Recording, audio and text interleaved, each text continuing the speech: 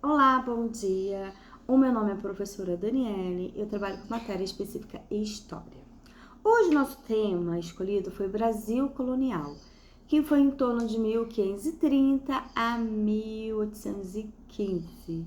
É muito importante a gente ver o Brasil Colonial, que foi o início, da história do nosso Brasil. E que ano a gente começa a ver essa matéria? A partir do quinto ano a gente já começa a trabalhar essa matéria. Mas, professora, como surgiu o Brasil Colonial? Bom, alguns historiadores dizem que em torno de 1492, Cristóvão Colombo, que veio descobrir a América, ouviram os rumores, os portugueses ouviram rumores que tinha terra ao lado oeste. E aí começou toda a expedição que a gente vai ver na nossa matéria. No nosso vídeo aula vamos trabalhar com figuras para explicar um pouco melhor e também vídeos. Obrigado e tenha uma ótima aula. O Brasil colonial ele começou em 1530 e foi em 1815. Mas, professora, quando se iniciou o período colonial? Então, teve a primeira expedição com Martins Afonso de Souza. E após 2 anos, ele começou a ter população, que foi na Vila de São Vicente, que é a atual costa litorânea de São Paulo. Mas antes de a gente falar da colonização, a gente tem que ver a pré-colonização. Vou seguir com um vídeo explicativo sobre a pré-colonização. Os portugueses chegaram ao território da América em 1500, mas demoraram 30 anos para ocupar a região.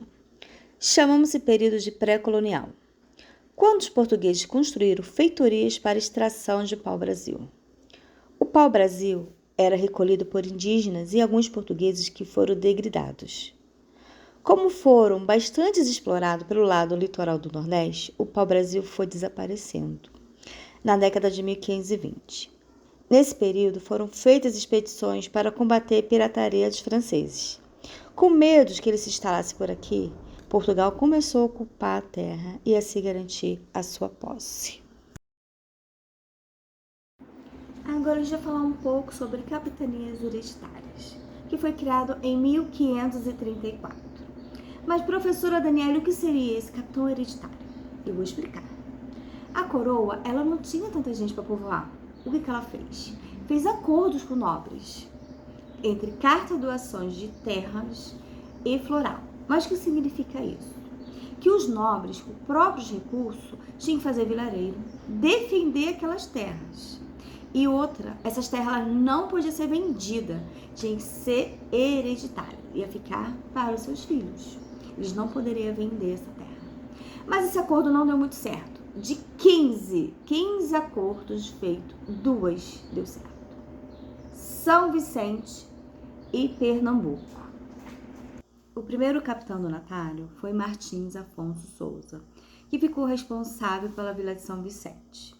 Lá ele criou engenhos para fazer extração de açúcar. Mas ele também se tornou muito importante nessa vila com vendas de escravos e indígenas. A capitania portuguesa ela já floresceu, Ela teve muito sucesso. Devido ao quê? Devido aos engenhos de açúcar, entre outros, e o mercado de escravo e indígenas de venda. E aí a capitania portuguesa ela teve muito sucesso ali em Pernambuco. E passado o tempo, o sistema capitania hereditário fracassou. Pois é, não conseguiram se manter porque não tinha nenhum lugar recurso. E o único recurso que tinha era do açúcar. Só que o açúcar demorava muito para ter o retorno. Fora os ataques indígenas que eles estavam tendo. E não tinha nenhum respaldo da coroa. Com o fracasso, a coroa pensou, o que iremos fazer? É muita terra. Pensou, repensou e decidiram fazer o governo geral. Com isso, em 1548, o objetivo era centralizar a administração colonial. O primeiro governador foi Tomé de Souza. O seu governo foi de 1549 a 1553. As suas principais tarefas eram promover o povoamento das terras, propagar a fé católica, defender o território dos ataques dos corsários, entre outras funções. Já nos anos de 1580 a 1640, houve uma mudança radical no governo de Portugal. todas as suas possessões foram para a coroa da Espanha. A coroa da Espanha começou a ter as posses de tudo que era de Portugal. Essa divisão ocorreu no domínio espanhol. Já em 1664, o Marquês de Pombal unificou os estados, com isso tornando o Brasil único. Professora, e quais eram as principais atividades no período colonial? Isso é uma boa pergunta. As principais atividades eram extração do ouro, mercado escravo e a cana-de-açúcar. E com o passar do tempo, eles começaram a aumentar. Fizeram mercado de gado, mercado de algodão e o tabaco, que começou a fazer o movimento econômico do país nessa época do período colonial. 3 grandes grupos étnicos formaram a população brasileira: indígenas, negros e branco-europeu. A revolta coloniais.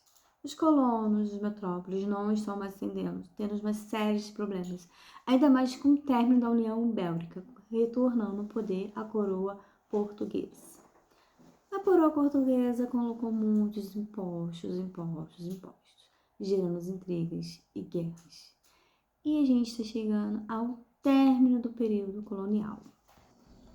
Chega o fim, o período colonial, isso. Em 1815 finaliza o período colonial, dando início à nova história do Brasil, que é em 1822 o período imperial. Essa nova história a gente vê no Rio de Janeiro. Mas é o tema da próxima aula. Obrigada, tenha um bom dia.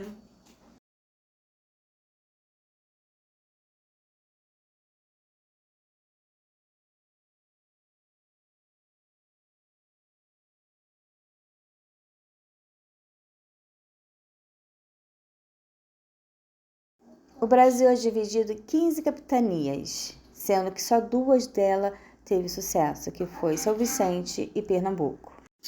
Em 1548, começa a centralizar a administração colonial no Brasil. Nesse período, as principais atividades econômicas eram cana-de-açúcar, comércio de pessoas escravas e extração de ouro. Só que começou as ameaças ao domínio dos portugueses, com a invasão francesa, holandesa e inglesa. Em 1640, termina a União Ibérica. Assim, houveram grandes enfrentamentos políticos e econômicos no Brasil.